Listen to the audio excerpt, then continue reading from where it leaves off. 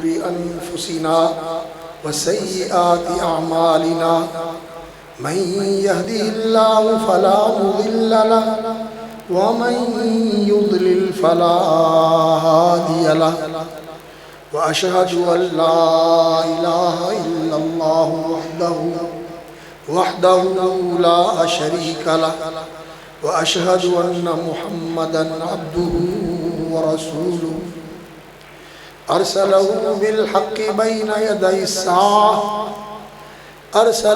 بالحق بين يدي الساعة بشيرا ونذيرا فمن يطع الله ورسوله فقد رشد واهتدى ومن يعص الله ورسوله فقد ضل وغوى ولا يضر إلا نفسه ولن يضر الله شيئا أما بعد فإن خير الحديث كتاب الله وخير الهدي هدي محمد صلى الله عليه وسلم وشر الأمور محدثاتها وكل محدثة بدعة وكل بدعة ضلالة وكل ضلالة في النار أعوذ بالله السميع العليم من الشيطان الرجيم قل يا أيها الناس إني رسول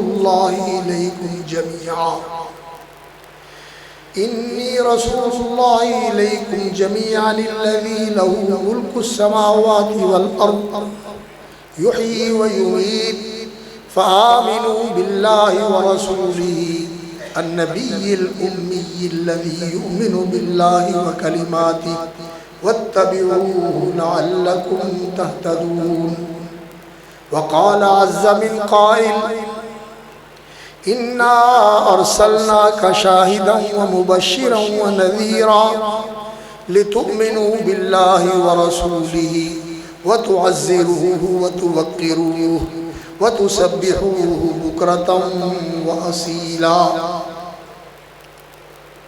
حمد و ثنا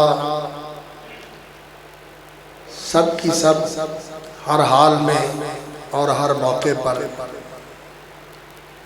تعریف و توصیف شکر و سپاس اللہ رب العالمین ارحم الراحمین کی ذات عالی صفات کے لیے لائق مخصوص اور مستحق ہے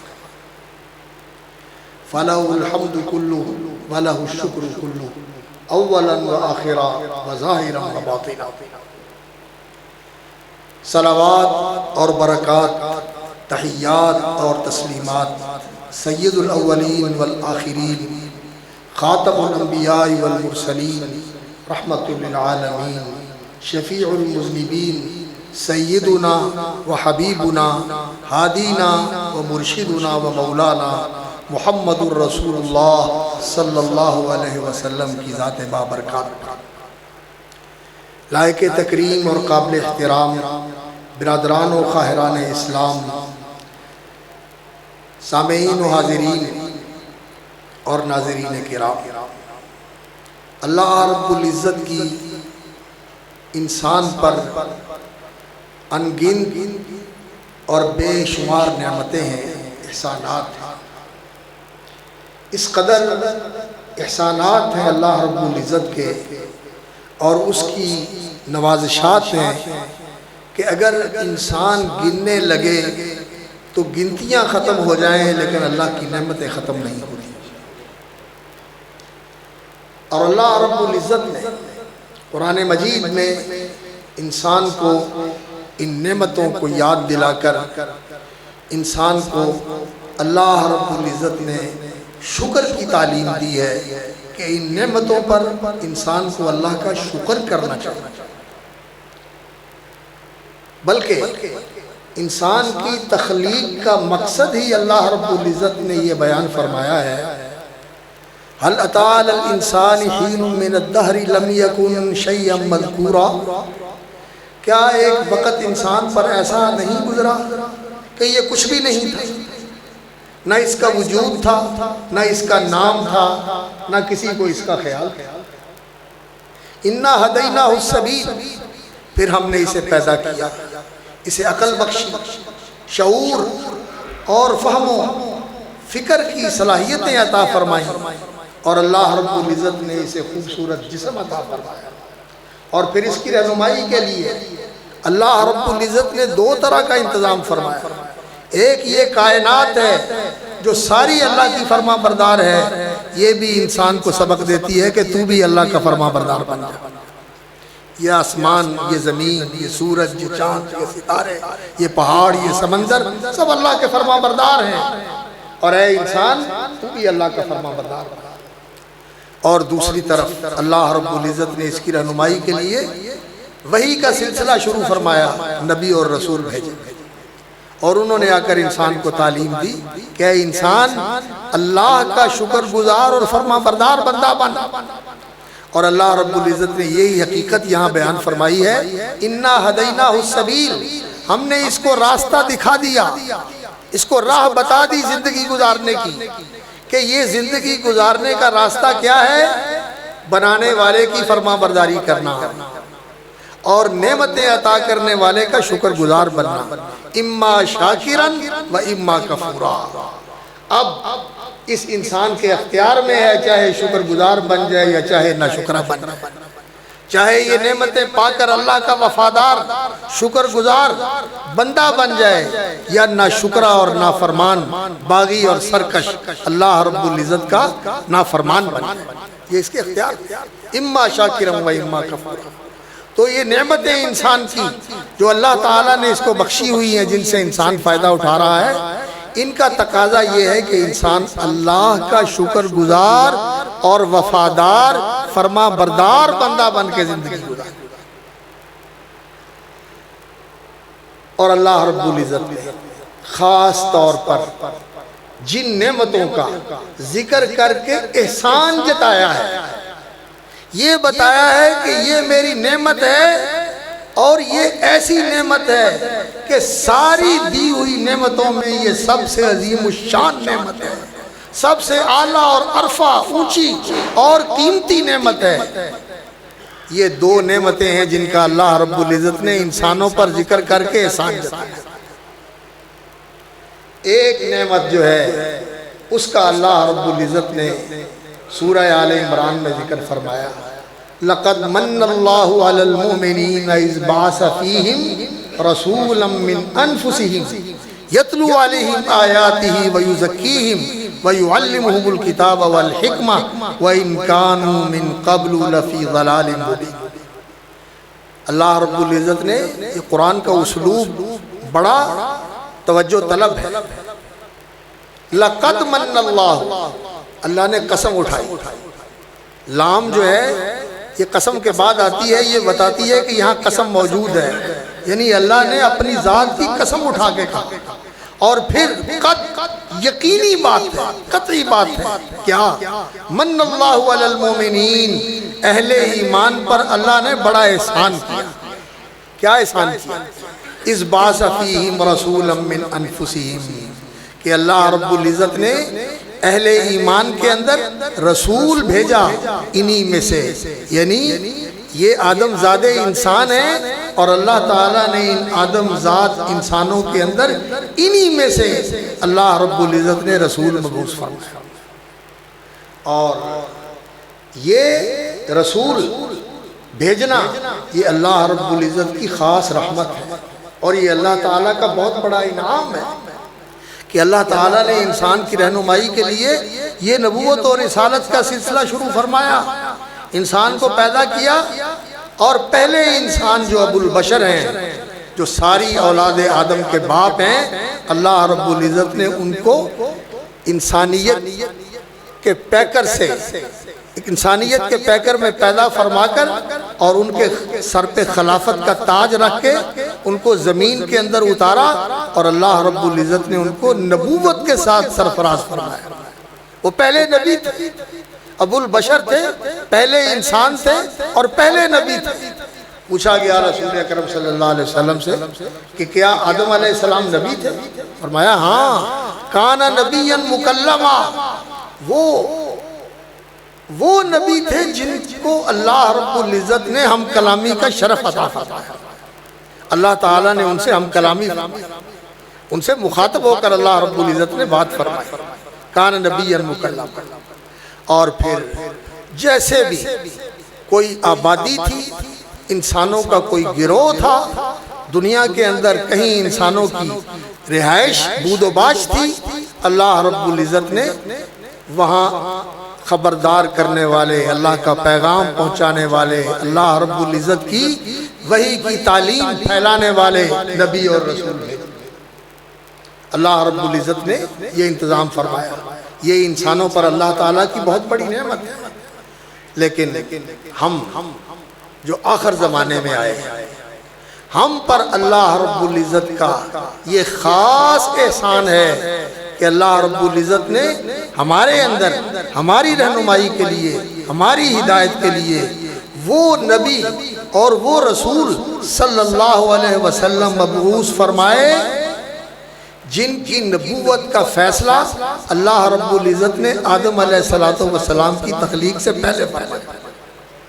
ابھی آدم علیہ السلام کے جسم میں روح نہیں پھونکی گئی تھی، اور نبی صلی اللہ علیہ وسلم کی نبوت کا اللہ نے فیصلہ کر دیا کہ ان میں سب سے اکمل نبی، سب سے افضل نبی، سب سے اشرف نبی، سب سے اعلیٰ اور سب سے عرفہ نبی محمد الرسول اللہ صلی اللہ علیہ وسلم، جن کی ذات اقدس پر نبوت کامل ہو جائے گی اور جن کے آنے کے بعد نبوت کا دروازہ بند ہو جائے گا۔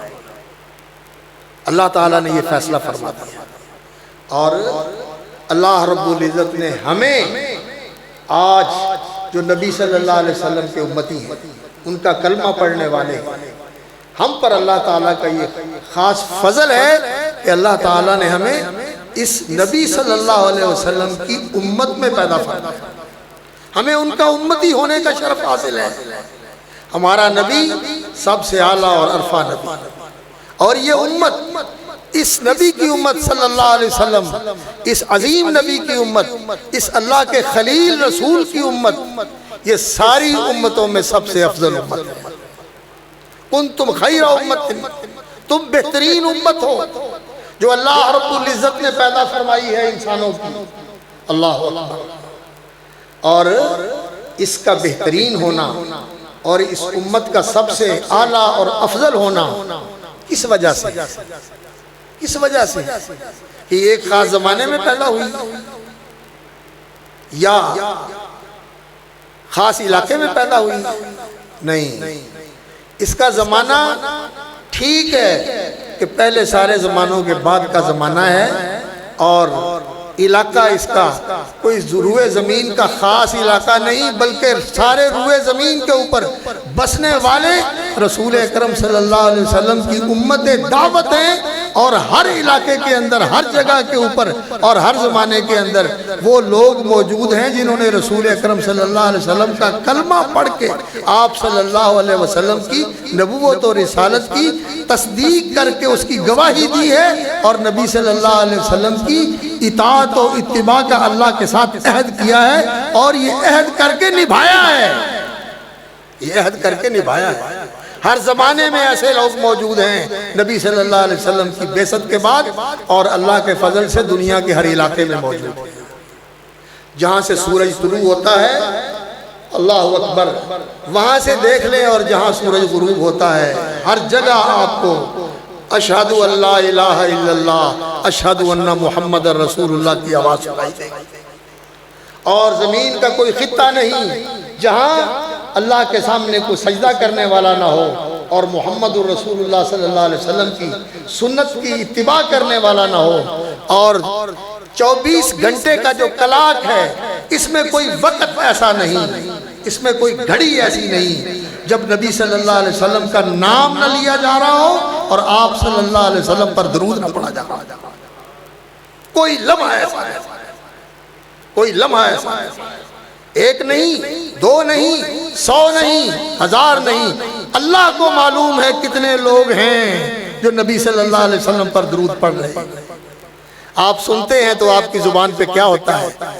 محمد الرسول اللہ صلی اللہ علیہ وسلم، میں کہتا ہوں تو میری زبان پہ ہوتا ہے، کہنے والے کی زبان پہ صلی اللہ علیہ وسلم، سننے والے کی زبان پہ صلی اللہ علیہ وسلم۔ یہ اللہ رب العزت نے کتنے عظیم رسول ہیں جو ہم کو عطا فرمائے۔ تو میں آپ کو یہ بتا رہا ہوں کہ اس امت کا افضل امت ہونا کسی زمانے کی وجہ سے نہیں، کسی علاقے کی وجہ سے نہیں، یہ سارے زمانوں کی امت ہے۔ آپ کے بعد آنے والے سارے زمانوں میں نبی صلی اللہ علیہ وسلم کی امت ہے، اور اس روئے زمین پہ بسنے والے سارے انسانوں کو اللہ رب العزت نے نبی صلی اللہ علیہ وسلم کی امت بنا دیا ہے۔ اس امت کے لیے جو افضل ہونے کی بات ہے وہ یہ ہے جس کی طرف میں آپ کو توجہ دلانا چاہتا ہوں۔ میرے بھائیو ذرا بات غور سے سنیں۔ اللہ رب العزت نے رسول اکرم صلی اللہ علیہ وسلم کی بعثت کا یہ احسان ہے اللہ رب العزت کا کہ اللہ نے ہمارے لیے محمد الرسول اللہ صلی اللہ علیہ وسلم جیسے ہادی کو منتخب فرمایا اور ہمیں یہ شرف بخشا کہ ہمیں ان کا امتی بنا دیا، آپ صلی اللہ علیہ وسلم کی امت میں شامل فرما دیا۔ اس میں میرا یا آپ کا کمال نہیں ہے، میرے اللہ کا فضل ہے، یہ میرے اللہ کی عطا ہے۔ اللہ اکبر۔ تو رسول اکرم صلی اللہ علیہ وسلم جن کے ہم امتی ہیں ان کی زندگی کے دو مشن ہیں، دو مشن ہیں ان کی زندگی کے۔ ایک وہ مشن جو سارے نبیوں کا مشن ہے، محمد رسول اللہ صلی اللہ علیہ وسلم کا مشن سارے نبیوں کا مشن، وہ کیا ہے؟ اللہ رب العزت نے سورۃ الشورى میں فرمایا شرع لکم من الدین ما وصی بہ نوحا، اللہ نے تمہارے لیے وہی دین مقرر کیا ہے جو حضرت نوح علیہ السلام کو دیا تھا۔ آدم علیہ السلام کا نام نہیں لیا، کیوں؟ آدم علیہ السلام جو دین لے کر آئے تھے ان کی ساری اولاد اس دین کی پیروکار تھی، لیکن جب نوح علیہ السلام کی بعثت ہوئی تو بہت سارے لوگ اس دین سے منحرف ہو گئے تھے، اس دین کو بھول گئے تھے، چھوڑ بیٹھے تھے۔ تھوڑے لوگ بچے تھے جو اس دین کے ماننے والے تھے جس پہ آدم علیہ السلام اپنی اولاد کو چھوڑ کے گئے تھے۔ تو لوگوں کے اندر اختلاف ہو گیا تھا، بہت سارے دین سے منحرف ہو گئے، تھوڑے لوگ دین کے اوپر رہ گئے۔ تو اللہ تعالیٰ نے حضرت نوح علیہ السلام کو بھیجا تاکہ لوگوں کو سچا دین بتائیں۔ اس لیے اللہ رب العزت نے آدم علیہ السلام کی بجائے نوح علیہ السلام کا ذکر کیا، کیونکہ نبی صلی اللہ علیہ وسلم جب آئے تو آپ صلی اللہ علیہ وسلم کی آمد کے موقع پر حنفاء، آپ کے شہر مکہ کے آس پاس میں رہنے والے وہ حنیف، یکسو، یک رخ، ایک اللہ کی پرستش اور عبادت کرنے والے چند لوگ تھے، زید ابن عمر ابن نفیل، ورقہ بن نوفل، اور دو تین اور نام ملتے ہیں جو شرک نہیں کرتے تھے۔ باقی عیسائیت بھی شرک کے اندر ڈوبی ہوئی تھی، یہودی بھی شرک میں مبتلا تھے، اور یہ مکے کے لوگ جو اپنے آپ کو ابراہیمی کہتے تھے، جو اپنے آپ کو ابراہیم علیہ السلام کی اولاد بتا کر فخر کرتے تھے اور مکے کے باسی تھے اور بیت اللہ کے کنجی بردار اور محافظ اور مجاور تھے، یہ تو شرک کے اندر ایسے ڈوبے ہوئے تھے کہ توحید کی آواز سننے کے لیے تیار نہیں تھے۔ جب رسول اللہ صلی اللہ علیہ وسلم نے توحید کا آوازہ بلند کیا، قولوا لا الہ الا اللہ تفلحوا، لا الہ الا اللہ صدق و یقین کے ساتھ کہہ لو، ساری کامیابیاں تمہارے قدموں میں آ جائیں۔ اللہ کے رسول صلی اللہ علیہ وسلم کی دعوت کیا تھی؟ قولوا لا الہ الا اللہ، مسند احمد کی حدیث ہے۔ اللہ اکبر۔ تو اس وقت یہ حنیف لوگ چند ایک تھے، باقی پورے عرب کے لوگوں کا کیا حال تھا؟ جب توحید کا آوازہ بلند کیا رسول اللہ صلی اللہ علیہ وسلم نے تو یہ کیا کہنے لگے؟ اجعل الآلہۃ الہ واحدہ، یہ کیا ہوا؟ اللہ ہی ایک الہ ہے اور اس کے سوا کوئی نہیں۔ ان ھذا لشیء عجاب، یہ تو بڑی عجیب چیز ہے، اس کو عقل ہی نہیں مانتی، ہماری منطق نہیں مانتی، ہمارا فلسفہ نہیں مانتا اس کو۔ توحید ان کے لیے ناقابل قبول ہو گئی، وہ توحید ابراہیم علیہ السلام کی ساری زندگی جس توحید کی دعوت دیتے ہوئے، جس توحید کے لیے ابراہیم علیہ السلام نے اپنا خاندان چھوڑ دیا، اپنا دیش چھوڑ دیا، اپنا سب کچھ قربان کر دیا، اور اس ابراہیم علیہ السلام کی اولاد، ان ابراہیم علیہ السلام کی اولاد اور ابراہیم علیہ السلام کی ملت کے پیروکار ہونے کا دعویٰ کرنے والے اس توحید کے دشمن بن گئے۔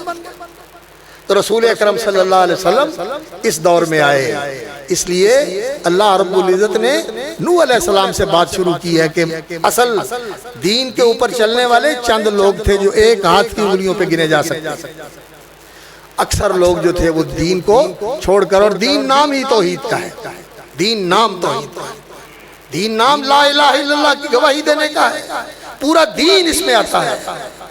اللہ اکبر۔ حضرات گرامی، اللہ رب العزت نے فرمایا نبی صلی اللہ علیہ وسلم کی زندگی کا پہلا مشن، شرع لکم من الدین ما وصی بہ نوحا، جو اللہ تعالیٰ نے حضرت نوح کو وصیت کی، وما وصینا بہ ابراہیم وموسیٰ وعیسیٰ، اور جو اللہ نے ابراہیم علیہ السلام کو وصیت کی، حضرت موسیٰ علیہ السلام کو وصیت کی، حضرت عیسیٰ علیہ السلام کو وصیت کی۔ یہ اولو العظم پیغمبر ہیں، حضرت نوح، حضرت ابراہیم، حضرت موسیٰ اور حضرت عیسیٰ علیہ السلام۔ ان اولو العظم پیغمبروں کا اللہ نے ذکر فرمایا، وما وصینا بہ ابراہیم وموسیٰ وعیسیٰ ان اقیموا الدین ولا تتفرقوا فیہ، کہ اس دین کو قائم کرنا ہے اور اس میں تفریق نہیں کرنی۔ کبر علی المشرکین ما تدعوہم الیہ، یہ جو دعوت ہے اللہ کی توحید کی دعوت، اس توحید کو قائم کرنے کی دعوت، اس توحید کو اپنی زندگی کے اندر مشن بنانے کی دعوت، کہ میری زندگی کا مشن یہ ہے کہ میں نے اللہ کی توحید کو سمجھنا ہے، جاننا ہے، ماننا ہے، اسی توحید پہ جینا ہے، اسی توحید پہ مرنا ہے، اور اسی توحید کے لیے مرنا ہے، اللہ کی وحدانیت کے لیے، اللہ کی احدیت کے لیے، اللہ کی یکتائی کے لیے، اس کی بڑائی کے لیے، اس کی عظمت کے لیے، اللہ اکبر، اور اس کے حق کے لیے کہ عبادت صرف اسی کا حق ہے، اور کوئی نہیں ہے جو اس کائنات کے اندر اللہ کے سوا عبادت کا مستحق ہو۔ فَاعْبُدُوا اللَّهَ مُخْلِصِينَ لَهُ الدِّينَ، اللہ کی عبادت کرو، دین کو اس کے لیے خالص کرو۔ کون سا دین؟ اللہ کی توحید، اللہ کی توحید، اللہ کی فرما برداری، ان اقیم الدین، دین کو قائم کرنا ہے، اللہ کی توحید کو قائم کرنا ہے۔ کبر علی المشرکین ما تدعوہم الیہ، اور یہ توحید کی دعوت مشرکوں کو گوارا نہیں، مشرک اس کو قبول کرنے کے لیے تیار نہیں۔ رسول اکرم صلی اللہ علیہ وسلم کی زندگی کا پہلا مشن کیا ہے؟ اللہ کی توحید، اللہ کی توحید کو دنیا کے اندر قائم کرنا، اور شرک کے جتنے بھی کام ہیں ان کی نفی کر کے ان شرک کے اندھیروں سے نکال کر لوگوں کو توحید کی روشنی میں لے آنا، توحید کی روشنی میں لے آنا، توحید کے اجالے میں لے آنا، توحید کے سویرے میں لے آنا، دنیا کے اندھیرے، دنیا کی تاریکیاں اور دنیا کی ظلمتیں جتنی بھی ہیں ان سب سے نکال کر توحید کی روشنی کے اندر لوگوں کو لے آنا، یہ نبی صلی اللہ علیہ وسلم کی زندگی کا پہلا اللہ اکبر۔ اور رسول اکرم صلی اللہ علیہ وسلم نے پوری زندگی اسی مشن کو پورا کرتے ہوئے اور اس مشن کی آبیاری کرتے ہوئے اور اس مشن کو زندہ اور قائم رکھتے ہوئے گزار دی۔ اور اگر کسی وقت بھی کوئی ایسا موقع آیا کہ اس توحید کے معاملے میں کسی کے اندر تھوڑا سا بھی کمی آئی، خلل آیا، کوتاہی آئی، کوتا فہمی آئی، کم نظری آئی، تو نبی صلی اللہ علیہ وسلم نے فوراً ٹوک دیا، کیونکہ توحید کو پوری دنیا کے اندر اجاگر کرنے کے لیے، نکھارنے کے لیے، دلوں میں اتارنے کے لیے اللہ نے محمد رسول اللہ صلی اللہ علیہ وسلم کو بھیجا۔ ایک مثال دیتا ہوں، ٹائم تھوڑا ہے۔ اللہ اکبر۔ ایک آدمی رسول اکرم صلی اللہ علیہ وسلم کی خدمت میں آیا اور آ کے کہنے لگا، یا رسول اللہ، ما شاء اللہ وشیتا، کام وہ ہوگا جو اللہ چاہے اور جو آپ چاہیں۔ رسول اکرم صلی اللہ علیہ وسلم کا چہرہ سرخ ہو گیا ناگواری کے ساتھ، اور آپ صلی اللہ علیہ وسلم غضبناک ہو گئے، اس کو کہنے لگے، اجعلتنی للہ ندا، او خدا کے بندے، تو نے مجھے اللہ کا شریک بنا دیا، جو اللہ چاہے اور جو میں چاہوں؟ نہیں، قل، کہو، ما شاء اللہ وحدہ، کام وہ ہوگا جو اکیلا اللہ چاہے۔ مشیت اللہ کی، ارادے اللہ کے، قدرت اللہ کی، فیصلے اللہ کے، وہی پورے ہوتے ہیں۔ یہاں باقی سارے اس کے سامنے ماننے والے ہیں۔ اللہ اکیلا جو چاہے، اکیلا اللہ جو چاہے وہی ہوتا ہے۔ نبی صلی اللہ علیہ وسلم نے کوئی چیز گوارا نہیں کی جس کی وجہ سے توحید میں خلل آتا۔ اور آج یہ امت جو محمد الرسول اللہ صلی اللہ علیہ وسلم کی امت ہے، اس امت کو یہ توحید کا نکھرا ہوا پیغام اور یہ توحید کی خالص دعوت دینی سچی بات ہے، مشکل ہو گئی، مشکل ہو گئی۔ لوگ بگڑتے ہیں، کہتے ہیں لوگ توحید توحید توحید توحید، ہاں نا نا نا نا، توحید ہی اصل دین ہے۔ حضرت معاذ بن جبل کو رسول اکرم صلی اللہ علیہ وسلم نے بھیجا یمن کی طرف۔ یمن میں یہودی بھی رہتے تھے، عیسائی بھی رہتے تھے، اور جو عربوں کا طریقہ تھا اس عرب کے طریقے پر رہنے والے بھی رہتے تھے۔ تو نبی صلی اللہ علیہ وسلم نے فرمایا کہ تم وہاں جا رہے ہو، فَلْيَكُنْ أَوَّلَ مَا تَدْعُوهُمْ إِلَيْهِ، سب سے پہلے جس چیز کی ان کو دعوت دینی ہے وہ کیا ہے؟ صحیح بخاری کی حدیث ہے یوحد اللہ، کہ وہ اللہ کی توحید مانے۔ یہ ہے دین کی ابتدا، یہ ہے دین کا نقطہ آغاز۔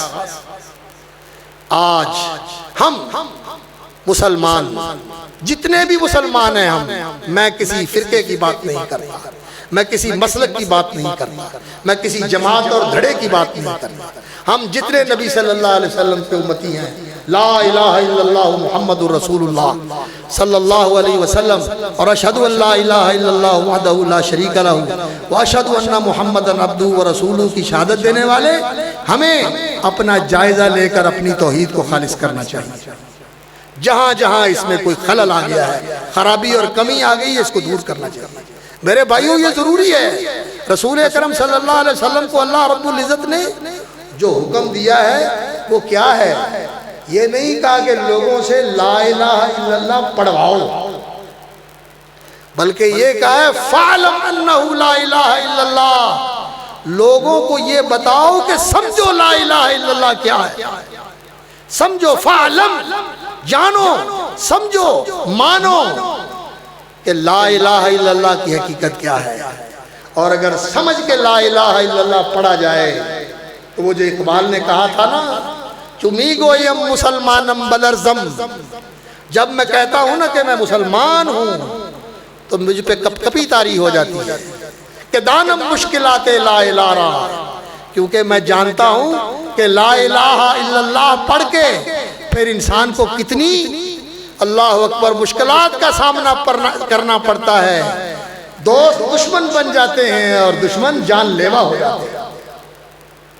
اور یہی بات اس نے کہی تھی، یہ دور اپنے براہین کی تلاش میں ہے، یہ دور اپنے براہین کی تلاش میں ہے، بت کدا ہے جہاں لا الہ الا اللہ۔ اگرچہ بت ہیں جماعت کی آستینوں میں، مجھے ہے حکم اذاں لا الہ الا اللہ۔ آج لا الہ الا اللہ کو سمجھنے کی ضرورت ہے، اور اسے اپنی زندگی میں اتارنے کی ضرورت ہے، اور اسے اپنا یقین، ایمان، عقیدہ، فکر اور اپنی وہ زندگی کا نصب العین بنانے کی ضرورت ہے کہ ہر وقت انسان کی توحید کے اوپر نظر رہے اور توحید میں کسی قسم کی کمی، کمزوری، خلل، خرابی بالکل انسان نہ آنے دے، توحید کو خالص رکھے۔ یہ رسول اکرم صلی اللہ علیہ وسلم کا مشن ہے۔ اور دوسرا مشن کیا ہے؟ دوسرا مشن رسول اکرم صلی اللہ علیہ وسلم کا کیا ہے؟ هو الذي ارسل رسوله بالهدى ودين الحق ليظهره على الدين كله۔ اللہ تعالیٰ نے اپنے نبی محمد الرسول اللہ صلی اللہ علیہ وسلم کو بھیجا کس لیے؟ لِيُظْهِرَهُ عَلَى الدِّينِ كُلِّهِ، تاکہ آپ صلی اللہ علیہ وسلم کو دنیا کے سارے دینوں کے اوپر غالب کر دیں۔ وَلَوْ كَرِهَ الْمُشْرِكُونَ، اگرچہ یہ بات مشرکوں کو کتنی ہی ناپسند ہو، اور یہ کام کرنے کے لیے کہ سارے دینوں پر دین نبی صلی اللہ علیہ وسلم کا غالب ہو جائے، کفا باللہ شہیدہ، مدد کرنے والا اکیلا اللہ کافی، اللہ مددگار، اللہ کارساز، اللہ دستگیر ہے۔ اللہ نبی صلی اللہ علیہ وسلم کے لیے راہیں بنانے والا، راستے نکالنے والا، اور آپ کی نصرت فرمانے والا، اور آپ صلی اللہ علیہ وسلم کو عزت، نصرت، فتح اور غلبے سے ہمکنار کرنے والا ہے۔ وَكَفَى بِاللَّهِ شَهِيدًا۔ تو رسول اکرم صلی اللہ علیہ وسلم کی زندگی کا دوسرا مشن یہ ہے کہ دین اسلام کو پوری دنیا کے اندر غالب کرنا، سر بلند کرنا۔ پھر کوئی دین جو ہے وہ اسلام کے ماتحت ہو کر رہے، جتنے دائرے میں اسلام اس کو رکھتا ہے وہاں رہے، اور وہ پوری دنیا کے اندر اسلام ہی بالا تر دین ہو، اسلام ہی غالب ہو، اسلام ہی سر بلند ہو۔ یہ کام رسول اکرم صلی اللہ علیہ وسلم نے اپنی زندگی میں کیا۔ جزیرۃ العرب، یہ جو آج کا سعودی عرب ہے اور آج کی یہ عرب کی ریاستیں ہیں جن کو عرب امارات کہا جاتا ہے، خلیج کی ریاستیں، کویت وغیرہ، یہ علاقے، یمن بھی، یہ سارا علاقہ یمن کا، سعودی عرب کا اور یہ خلیج کی ریاستیں، یہ نبی صلی اللہ علیہ وسلم کے زمانے میں اسلام کا پورا ریاست بن گئی، یہ اسلام کی ریاست بن گئی۔ اور حضرت عائشہ صدیقہ رضی اللہ تعالیٰ عنہ نے پوچھا، یا رسول اللہ، کیا یہ جو اللہ رب العزت کا وعدہ ہے صلی اللہ علیہ وسلم کہ لیظہرہ علی الدین کلہ پورا ہو گیا؟ فرمایا نہیں، یہ بھی ہونے والا ہے، یہ ہونے والا ہے، یہ دین اور پھیلے گا۔ اور پھر ابو بکر صدیق رضی اللہ تعالیٰ عنہ کا زمانہ آیا، سیدنا عمر فاروق کا زمانہ آیا، سیدنا عثمان کا زمانہ آیا، تو پھر یہ یہاں سے نکلا، عراق بھی فتح ہوا، شام بھی فتح ہوا، اردن بھی فتح ہوا، فلسطین بھی فتح ہوا، لبنان بھی فتح ہوا، مصر بھی فتح ہوا، افریقہ بھی فتح ہوا، اور ایران بھی فتح ہوا، اور افغانستان تک اور ترکستان تک مسلمانوں کی حکومت پہنچ گئی۔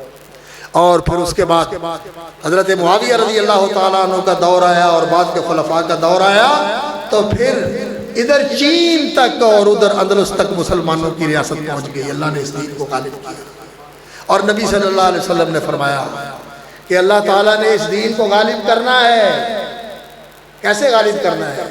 فرمایا پورے روئے زمین کے اوپر کوئی گھر نہیں بچے گا، وہ اینٹ روڑے سے بنا ہوا، پتھر سے بنا ہوا گھر ہو، یعنی کسی نے پکا گھر بنایا ہوا ہے رہنے کے لیے، بے شک مٹی کا ہو، پتھر کا ہو، اینٹوں کا ہو، کنکریٹ کا ہو، یا کوئی ڈیرا خیمہ ہو، کسی نے جھونپڑی بنائی ہوئی ہے یا کسی نے خیمہ لگایا ہوا ہے، کوئی گھر ایسا نہیں بچے گا جس میں اللہ تعالیٰ اسلام کو داخل نہیں کرے گا۔ کوئی عزت سے قبول کر لے تو اس کی قسمت، ورنہ اس کو ناک رگڑ کر ذلیل ہو کر اسلام کو قبول کرنا پڑے گا۔ اللہ تعالیٰ اس دین کو غالب کرے گا، یہ دین غالب ہونے کے لیے آیا ہوا ہے۔ اور یہاں میں جو بات آپ کو بتانا چاہتا ہوں وہ یہ ہے کہ دین کے غلبے کا عمل جاری ہے، اس دین کو غالب کرنے کا عمل نبی صلی اللہ علیہ وسلم نے شروع کیا، جزیرۃ العرب میں پورا کر دیا، صحابہ نے اس کو پھیلایا، بعد میں آنے والوں نے اور پھیلایا، اور یہ آج بھی جاری ہے، اور اس دین کے غلبے کے عمل میں میں نے اور آپ نے شریک ہونا ہے۔ نبی صلی اللہ علیہ وسلم کے امتی ہیں، اور نبی صلی اللہ علیہ وسلم کے امتی ہو کر جو اللہ رب العزت نے ہمیں شرف بخشا ہے، جس کی وجہ سے اللہ نے ہمیں پہلی ساری امتوں پر فضیلت دی ہے، وہ کیا ہے؟ نبی آئے اپنے زمانے میں کام کر کے چلے گئے، ان کے بعد اور نبی آئے جنہوں نے اس کام کو جاری رکھا، لیکن رسول اکرم صلی اللہ علیہ وسلم نے جس کام کو شروع کیا، میری بات کو سمجھنا، نبی صلی اللہ علیہ وسلم نے جس کام کو شروع کیا، آپ صلی اللہ علیہ وسلم نے اپنی زندگی کے اندر اس کام کو ایسے طریقے سے مکمل کیا اور ایسے طریقے سے پیش کیا، اور بعد میں آنے والوں کو کہا کہ اب تم نے اس کام کو میرے نقش قدم پہ اور میرے طریقے پہ جاری رکھنا ہے، اس کام کو جاری رکھنا ہے۔ اب کوئی نبی نہیں آئے گا، اب کوئی رسول نہیں آئے گا، اب نبیوں والا کام اور رسولوں والا کام میرے امتی کریں گے، اس امت کے علماء کریں گے، اس امت کے نبی صلی اللہ علیہ وسلم کے علم کے وارث، آپ کے منبر اور آپ کے مصلح اور آپ کی مسند کے وارث اہل علم کریں۔ اور جیسے نبی صلی اللہ علیہ وسلم کے صحابہ آپ کے معاون اور مددگار تھے، وہ آپ کے معاون اور مددگار تھے اس کام میں، اس طرح ہمارے علماء کے ساتھ جو ہم دین سے محبت رکھنے والے اور دین سے تعلق رکھنے والے، اس دین سے نسبت اور لگاؤ رکھنے والے ہیں، ہم نے ان کے معاون اور مددگار بننا ہے۔ اس دین کے غلبے کے لیے، اس دین کو دنیا میں اونچا کرنے کے لیے اپنی توانائیاں بھی لگانی ہیں، اپنی صلاحیتیں بھی لگانی ہیں، اپنے وسائل بھی لگانے ہیں اور اپنی جد و جہد اور کوشش بھی خرچ کرنی ہے۔ یہ رسول اکرم صلی اللہ علیہ وسلم کا مشن ہے، اور اس مشن کے لیے رسول اکرم صلی اللہ علیہ وسلم نے کیا کیا یہ بتایا۔ میں نے عرض کیا کہ نبی صلی اللہ علیہ وسلم کا ایک مشن یہ ہے توحید کو خالص کر کے دنیا کے سامنے پیش کرنا، اور دوسرا اس دین کو غالب کرنا، اس توحید والے دین کو غالب کرنا۔ اس کے لیے رسول اکرم صلی اللہ علیہ وسلم نے کیا کیا ہے؟ اللہ اکبر! یہ قرآن مجید میں اللہ رب العزت نے فرمایا لَقَدْ مَنَّ اللَّهُ عَلَى الْمُؤْمِنِينَ إِذْ بَعَثَ فِيهِمْ رَسُولًا مِّنْ أَنفُسِهِمْ يَتْلُو عَلَيْهِمْ آيَاتِهِ، لوگوں کو قرآن سنایا، قرآن پڑھایا، قرآن سکھایا، قرآن مجید کا پیغام پہنچایا۔ یہ کام ہے رسول اکرم صلی اللہ علیہ وسلم۔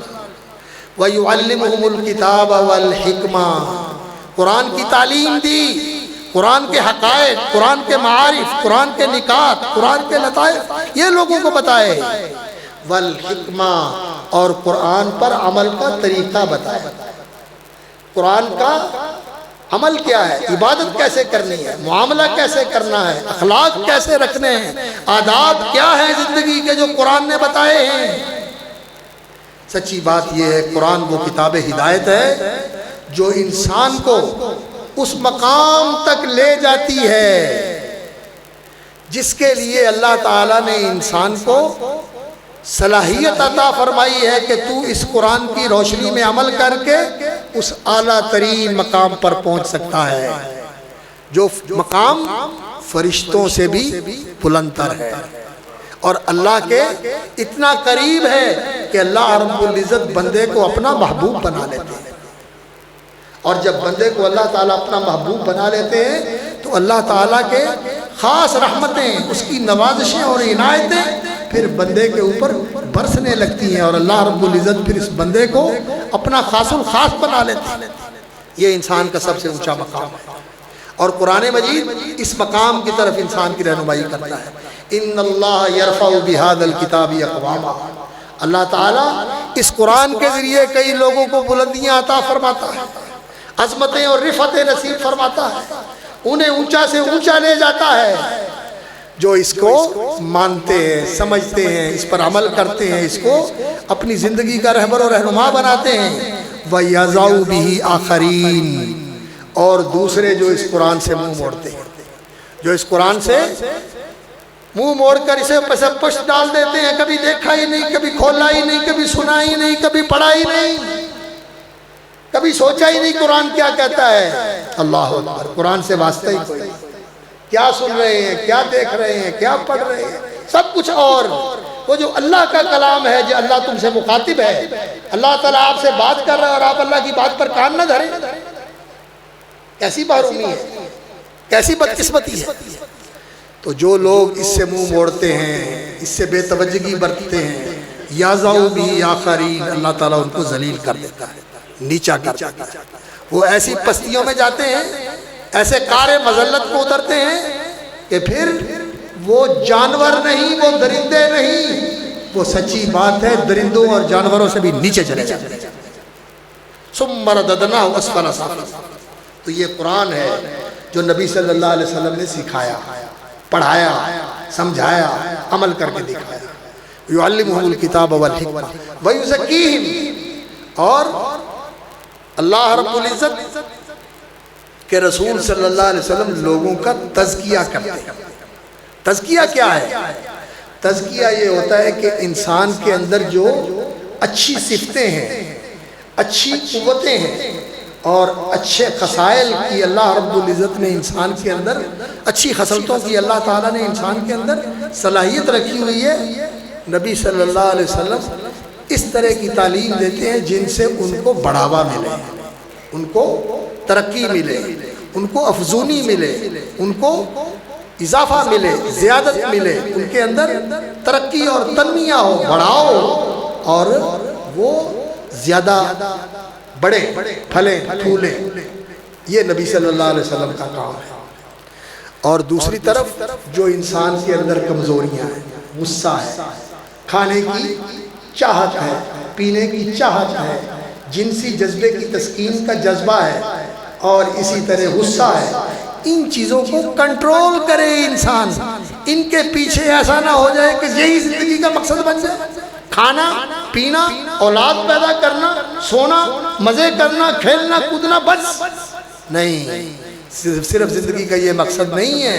یہ چیزیں تو محدود دائرے کے اندر ہیں۔ اصل چیز تو یہ ہے کہ انسان اپنے آپ کو ان صفات کے ساتھ متصف کرے جو اللہ رب العزت کو پسند ہے۔ انسان حلیم بنے، انسان معاف کرنے والا بنے، انسان دینے والا بنے، انسان احسان کرنے والا بنے، انسان درگزر کرنے والا بنے۔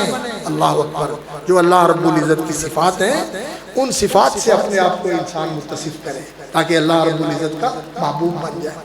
تو نبی صلی اللہ علیہ وسلم نے یہ کام کیا، لوگوں کو قرآن سنایا، قرآن پڑھایا، اور قرآن کے مطابق لوگوں کا تزکیہ کیا۔ یہ کام کرنے کا ہے اس امت کو اس مشن پہ لگانے کے لیے جس پہ رسول اکرم صلی اللہ علیہ وسلم خود زندگی بھر لگے رہے، اور اس امت کو اس مشن پہ لگانے کا آپ صلی اللہ علیہ وسلم فریضہ سونپ کر دنیا سے چلے گئے۔ حجۃ الوداع کے خطبے میں کیا اعلان کیا؟ الا فلیبلغ الشاہد الغائب، سنو اب جو اللہ نے مجھ تک پہنچایا تھا، جو مجھے دیا تھا، جو مجھے بتایا تھا، کیا میں نے تمہیں پہنچا دیا؟ تم سے میرے بارے میں پوچھا جائے گا، کیا میں نے اللہ کا پیغام تم تک پہنچا دیا؟ تو 1,24,000 یا 44,000 کے مجمع نے بیک زبان جواب دیا کہ آپ نے پہنچایا ہی نہیں، پہنچانے کا حق ادا کر۔ تو اللہ کے رسول صلی اللہ علیہ وسلم نے آسمان کی طرف انگلی اٹھائی اور اشارہ کر کے فرمایا، اللہ گواہ رہنا، یہ سارے بتا رہے ہیں کہ میں نے تیرا پیغام پہنچا دیا، میں نے ذمہ داری پوری کر دی۔ اور پھر اس کے ساتھ ہی جو مخاطب تھے ان کو فرمایا فَلْيُبَلِّغِ الشَّاهِدُ الْغَائِبَ، اب جو تم یہاں موجود ہو آنے والوں تک تم نے پہنچانا ہے، اس کو آگے منتقل کرنا ہے، اس کو مٹنے نہیں دینا، اس کو چھپا کے نہیں رکھنا، اس کو کھونا نہیں ہے، اس کو چھپانا نہیں ہے، اس کو مٹنے نہیں دینا، اس کو دبنے نہیں دینا، اللہ اکبر، اس کو بلانا نہیں ہے، اسے آگے پہنچانا۔ اور پھر انہوں نے پہنچایا، عمل کے ذریعے بھی پہنچایا، علم کے ذریعے بھی پہنچایا، قوت و اقتدار کے ذریعے بھی پہنچایا، اور اپنی زندگیوں کے عملی نمونے کے ذریعے بھی اپنی نسلوں تک پہنچایا، اور آج تک الحمدللہ یہ اسلام زندہ اور موجود ہمارے اندر موجود۔ آپ ماشاءاللہ مسلمان، اسلام آپ کی زندگیوں میں موجود ہے، کمیاں ہیں لیکن ان کمیوں کو دور کرنے کی ضرورت ہے، امپروو کرنے کی ضرورت ہے، ان کمیوں کی تلافی کرنے کی ضرورت ہے۔ یہ کام کرنے والا ہے کہ ہم اس مشن پہ لگ جائیں جو رسول اکرم صلی اللہ علیہ وسلم کی زندگی کا مشن اور جو صحابہ کرام کا مشن تھا۔ تو انشاءاللہ العزیز پھر ہم نے اس نعمت کی قدر کی، اور پھر وہ جو برکات ہیں، اور پھر جو اللہ رب العزت کے وعدے ہیں۔ سورۃ الفتح میں اللہ رب العزت نے رسول اکرم صلی اللہ علیہ وسلم کو مخاطب کر کے فرمایا، اِنَّا فَتَحْنَا لَكَ فَتْحًا مُبِينًا لِيَغْفِرَ لَكَ اللَّهُ مَا تَقَدَّمَ مِن ذَنبِكَ وَمَا تَأَخَّرَ وَيُتِمَّ نِعْمَتَهُ عَلَيْكَ وَيَهْدِيَكَ صِرَاطًا مُسْتَقِيمًا۔ آپ جانتے ہیں کہ سورۃ الفتح کب نازل ہوئی؟ صلح حدیبیہ کے موقع پر، جب رسول اکرم صلی اللہ علیہ وسلم عمرے کا ارادہ فرما کے تشریف لائے تھے، اور 1400 کے قریب ساتھی آپ کے ساتھ تھے، عمرہ کرنے کے لیے آئے، لیکن مکے کے لوگوں نے راستہ روک لیا، کہنے لگے آپ عمرہ نہیں کر سکتے، نہیں عمرہ کر سکتے، واپس جائیں۔ صحابہ کے دل میں یہ بات آئی کہ ہمیں عمرے سے روک رہے ہیں، ہم بیت اللہ کا قصد کر کے آئے ہیں، یہ کون ہوتے ہیں ہمیں روکنے والے؟ بیت اللہ سے تو کبھی کسی نے روکا نہیں، ہم قوت کے ساتھ جائیں گے۔ رسول اکرم صلی اللہ علیہ وسلم نے فرمایا قوت کا استعمال نہیں کرنا، قوت کا استعمال نہیں کرنا۔ بیت اللہ کی حرمت، حرم کا تقدس، اور اس جگہ کی عظمت کا یہ تقاضا ہے کہ یہاں جنگ نہ کی جائے، اور یہ جو بھی مجھ سے مطالبہ کریں گے بیت اللہ کی عظمت و تقدس کے حوالے سے میں اس کو تسلیم کروں گا۔ تو رسول اکرم صلی اللہ علیہ وسلم رک گئے حدیبیہ کے مقام پر، اور صحابہ بھی رک گئے۔ حضرت عثمان کو بھیجا، ان کے بارے میں ایک غلط افواہ پھیل گئی کہ ان کو شہید کر دیا گیا ہے۔ تو پھر رسول اکرم صلی اللہ علیہ وسلم نے فرمایا اگر عثمان کو شہید کر دیا گیا ہے تو ہم عثمان کے خون کا بدلہ لیے بغیر نہیں جائیں گے، ہم عثمان کے خون کا بدلہ لیں گے۔ ہمارے سفیر کو، ہمارے ساتھی کو بے گناہ ختم کر دیا، اور وہ آئے تھے عمرہ کرنے کے لیے، ہم ان کے خون کا بدلہ لیں گے۔ اور اگر یہ بات غلط ہے تو پھر جو بھی صلح کے معاملے میں یہ مجھ سے بات کریں گے میں اسے قبول کرنے کے لیے تیار ہوں۔ میری بات پہ ذرا غور کیجیے گا۔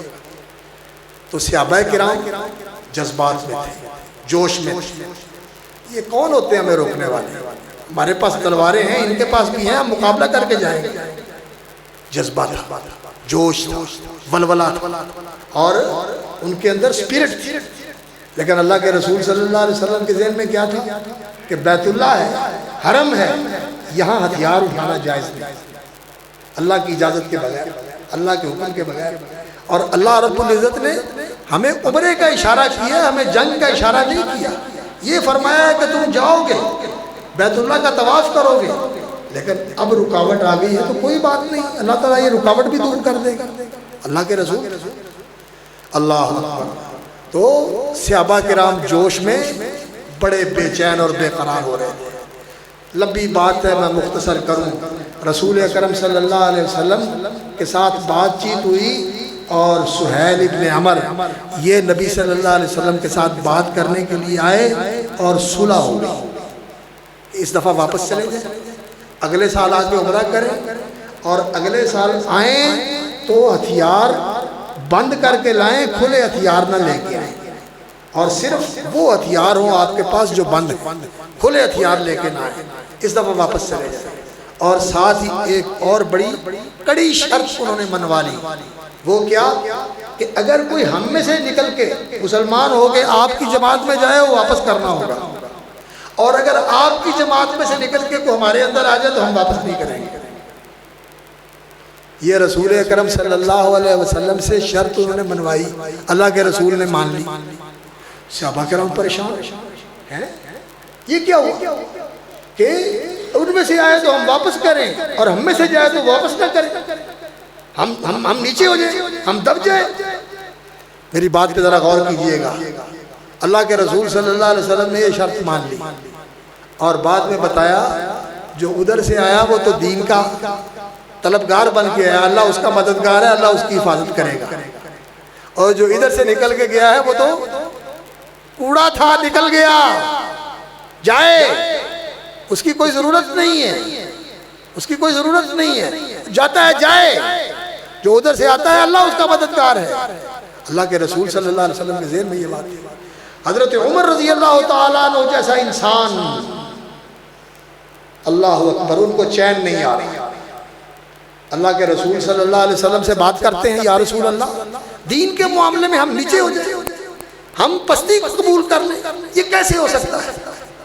اللہ کے رسول صلی اللہ علیہ وسلم نے ان کو جواب نہیں دیا۔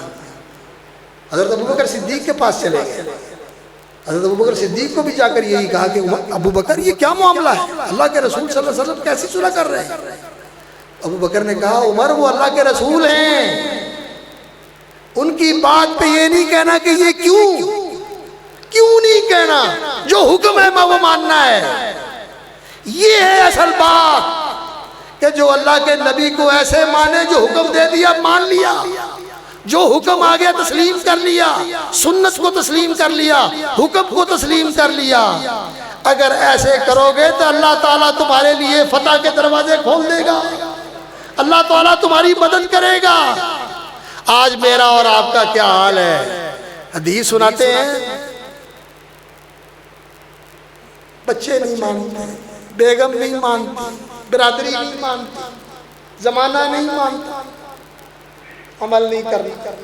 نبی صلی اللہ علیہ وسلم کی سنت، ویسے عشق رسول، محبت رسول، صدقے یا رسول اللہ، میں قربان یا رسول اللہ، اور ہر وقت یا رسول اللہ کہتے رہنا۔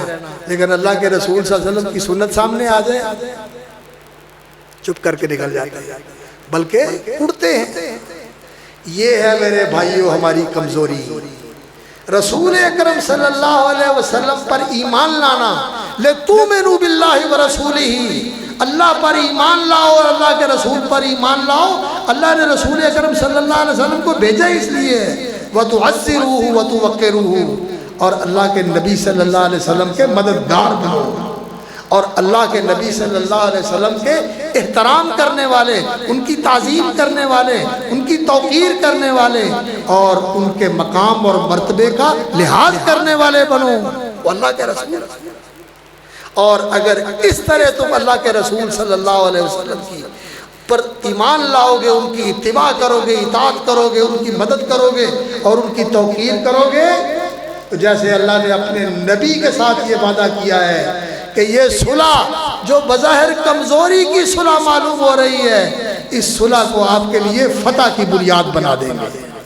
اسی صلح کے بعد خیبر فتح ہوا، اسی صلح کے بعد مکہ فتح ہوا، اسی صلح کے بعد طائف فتح ہوا، اسی کے بعد پورا جزیرۃ العرب فتح ہوا، اور اسی کے بعد شام، عراق، لبنان، فلسطین، اور اس کے بعد مصر، افریقہ، ترکستان، پوری دنیا کی فتوحات اللہ رب العزت نے عطا فرمائی۔ اور یہ ختم ہو گئی فتوحات؟ نہیں، ختم نہیں ہوئی۔ جیسے میں نے عرض کیا، ساری دنیا فتح ہونے والی ہے مسلمانوں تمہارے لیے۔ رشیا، امریکہ، چین، کینیڈا، سارے ملک تمہارے لیے فتح ہونے والے ہیں، لیکن کب؟ جب تم محمد الرسول اللہ صلی اللہ علیہ وسلم کے سچے امتی بن جاؤ۔ رسول اکرم صلی اللہ علیہ وسلم کو اللہ رب العزت نے اس صورت کے اندر یہ بشارت دی ہے، اللہ اکبر، لیغفر لک اللہ ما تقدم من ذنبک وما تأخر، ہم نے آپ کے لیے فتوحات کے دروازے کھول دیے اور آپ کا سب کچھ اللہ نے معاف کر دیا، لوگوں کے الزام دور کر دیے، لوگوں کے طعنے ختم کر دیے، لوگوں کی باتیں ختم کر دی، اور آپ کو اللہ رب العزت نے بالکل معاف فرما دیا۔ لیغفر لک اللہ ما تقدم من ذنبک وما تأخر ویتم نعمتہ علیک، اور اللہ تعالیٰ آپ پر اپنی نعمتیں پوری کرنے والا ہے۔ ویہدیک صراطا مستقیما، اور آپ کو راہ راست کے اوپر رکھنے والا ہے۔ وینصرک اللہ نصرا عزیزا، اور اللہ تعالیٰ آپ کی بھرپور مدد کرنے والا ہے۔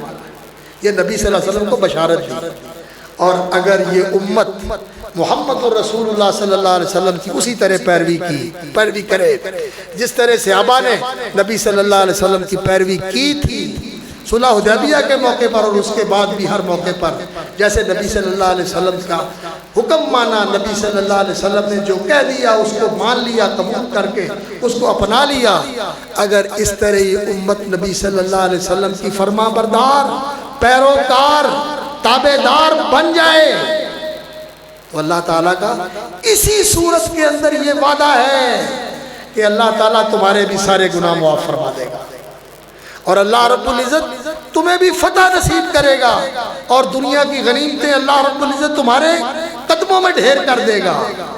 میرے بھائیو، یہ اللہ کا وعدہ ہے۔ نبی صلی اللہ علیہ وسلم کے سچے امتی بن کر، آپ کے سچے پیروکار، وفادار، اور آپ صلی اللہ علیہ وسلم کے تابع دار بن کر ہم آپ صلی اللہ علیہ وسلم کے مشن کو اپنا لیں، سچی توحید کو اپنا لیں، اور اس دین کے غلبے کے لیے کوشش کریں۔ ہم آج کوشش کرتے ہیں کس کے لیے؟ کاروبار کے لیے۔ پہلے اپنے کاروبار کے لیے، میرا کاروبار سیٹ ہو جائے، پھر اس کے بعد بچوں کے کاروبار سیٹ ہو جائے، اور بچوں کے بھی ہو گئے، پھر پوتوں اور نواسوں کے بھی سیٹ ہو جائے، پھر ان کی سیٹنگ کی فکر پڑ جاتی ہے۔ اپنا گھر بنایا، پھر بچوں کا بھی بناؤ، پھر ان کا بھی بناؤ، اور پھر اپنے ملک میں بن گیا تو پھر کہتے ہیں کینیڈا میں بھی بنا لو، اور اسپین میں بھی بنا لو، فلاں جگہ بھی بنا لو، فلاں جگہ بھی بنا لو، ختم نہیں ہوتا۔ لیکن دین کے لیے ٹائم ہی نہیں، سوچ ہی نہیں، فکر ہی نہیں، خرچ کرنے کی بات آتی ہے، اور کام اتنے پڑے ہوئے ہیں، اتنی ذمہ داریاں ہیں، اتنے بوجھ ہیں، کیا کریں، کہاں سے نکالیں، پیسے نکلتے ہی نہیں، دین کے لیے پیسہ نہیں نکلتا، اور دنیا داری کے لیے، شادیوں کے لیے، مہندیوں کے لیے، دن رکھنے کے لیے، فلاں کرنے کے لیے کبھی سوچا ہی نہیں کہ میں کتنے پیسے لگاؤں۔ میرے بھائیوں، یہ اللہ تو دیکھ رہا ہے نا، اللہ تو دیکھ رہا ہے کہ میرے لیے کیا کرتے ہیں جس نے سب کچھ دیا ہوا ہے، اور ان راہوں میں کیا خرچ کرتے ہیں جن راہوں میں خرچ کرنے سے برکت نہیں ملتی بلکہ ضائع ہوتا ہے۔ تو اللہ کے لیے اس دین کے وفادار بنو، رسول اکرم صلی اللہ علیہ وسلم کے سچے محب بنو۔ آپ کی محبت کا یہی تقاضا ہے کہ آپ صلی اللہ علیہ وسلم کے طریقے سے محبت ہو، آپ کی سنت سے محبت ہو، آپ کے دین و شریعت سے محبت ہو، آپ کے صحابہ سے محبت ہو، آپ کے اہل بیت سے محبت ہو، امہات المومنین ازواج مطہرات سے محبت ہو، نبی صلی اللہ علیہ وسلم کی صاحبزادیوں سے محبت ہو، اور نبی صلی اللہ علیہ وسلم کے جملہ اہل بیت سے محبت ہو، اور نبی صلی اللہ علیہ وسلم کے دین کے جو وارث، جو دین کے خادم، جو دین کے محافظ، جو دین کے چوکیدار اور پہرے دار ہیں، کون ہیں؟ علماء، مسجد والے، منبر والے، محراب والے، ان سے محبت ہو، ان سے نفرت کرنا، ان کو تانے دینا، ان کو گالیاں دینا، اور نبی صلی اللہ علیہ وسلم کے ساتھ محبت کا اظہار کرنا، یہ کیسے ہو سکتا ہے؟ کیسے ہو سکتا ہے یہ میرے بھائی؟ نہیں، علماء سے محبت کریں، علماء کا احترام کریں۔ میں اس لیے نہیں کہتا کہ مجھے لوگ مولوی کہتے ہیں، میں تو مولویوں کا جوتا اٹھانے والا ہوں، میں تو ان کا خادم ہوں، سچی بات ہے، میں اپنے آپ کو عالم نہیں سمجھتا، طالب علم سمجھتا ہوں۔ رسول اکرم صلی اللہ علیہ وسلم نے فرمایا لیس منا من لم یعرف لعالمنا، جو ہمارے عالم کا حق نہیں پہچانتا وہ ہم میں سے نہیں۔ عالم کا حق پہچان، عالم کا احترام، قرآن والے کا احترام کرو، دین والے کا احترام کرو۔ آج سچی بات یہ ہے کہ ہمارے معاشرے کے اندر پیسے کا احترام ہے، عہدے کا احترام ہے، منصب کا احترام ہے، لیکن اگر احترام نہیں ہے تو دین اور دین والے کا احترام نہیں، حالانکہ اس کا احترام سب سے زیادہ ہونا چاہیے تھا۔ تو اللہ رب العزت سے ہم دعا کرتے ہیں کہ اللہ تعالیٰ اس نعمت کی قدر کرنے کی توفیق عطا فرمائے۔ ایک رسول اللہ کی نعمت صلی اللہ علیہ وسلم کے اللہ نے ہمیں یہ رسول عطا فرمائے اور ہمیں ان کو امتی بنا دیا، اور نبی صلی اللہ علیہ وسلم کے مشن کو جاری رکھنے کی توفیق عطا فرمائے، اور اس مشن میں اپنی ساری صلاحیتیں، توانائیاں، قوتیں، کوششیں صرف کرنے کی توفیق عطا فرمائے۔ اور دوسری بات جو ہے جس کا اللہ نے احسان جتایا ہے وہ ایمان اور اسلام کی نعمت ہے۔ اس نعمت کی قدر کرو، اس کو سمجھو، دین کو سمجھو، ایمان کو اپنے اندر اتارو، اسلام کو اپنی زندگی میں جاری کرو، اسلام کے اوپر جیو، اسلام کے لیے جیو، اور اللہ سے مانگو یا اللہ مجھے اور آپ کو اسلام پہ موت دینا اور نیکوکاروں کے ساتھ ملانا۔ سبحان ربک رب العزت عما یصفون وسلام علی المرسلین والحمد للہ رب العالمین۔